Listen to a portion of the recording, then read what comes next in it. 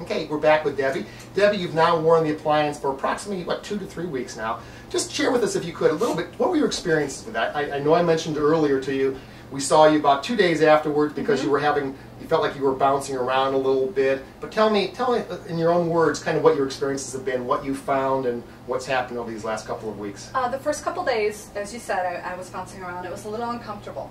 Okay. So I came in and we added on to the front of the appliance. We actually kind of adjusted the angulation of that stop. And after that I found myself very comfortable. Okay. Within a day I was very comfortable. And those first couple days I noticed I was kind of grinding on the appliance and almost chewing on it a little bit. Okay. And that seemed to stop too after we added on to the front of the appliance. So basically I was fairly comfortable. Okay.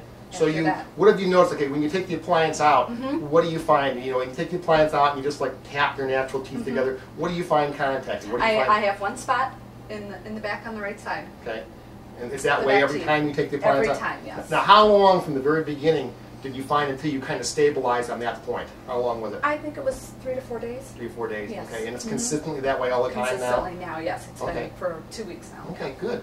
And as far as the symptoms, your headaches and I know you didn't really have any pain per se in your jaws, but the tiredness sensation, how is that? What has happened with that? Since we added on to the front of the appliance, it's been better. Okay. It's been better. Now, as far as your clenching and your grinding is concerned, your bruxing, are you still doing that with the appliance and are you still aware of that? I think I do on and off a little bit, but I think I do that just because I have something in my mouth.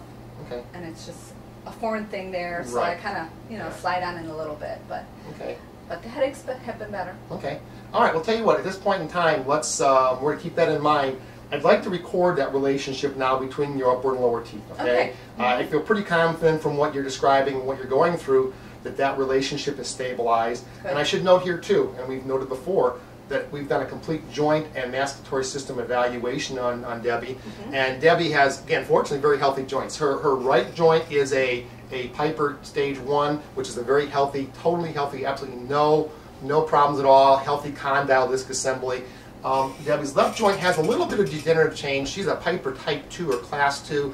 She has a little bit of laxity in her ligaments. We can induce a click, but that is something that, in the normal circumstances, that condyle disc assembly is intact and is properly aligned and would be what we refer to as being a manageably adapted joint. Debbie's right joint is what we refer in my classification system as being a stable joint. The left joint is manageably adapted. It's been that way for some time, even though there is some disruption in the soft tissue aspects of the joint. We're very confident that's a very stable situation and a very manageable situation. So with that, what we'd like to do now, Debbie, is to actually record that relationship between your upper and lower teeth, put that on an instrument we call an articulator, and then we can then study that relationship and what we might be able to do for you on that so that those models become a representative of yourself, okay? So let's get that, okay? Very good. Okay. Very good.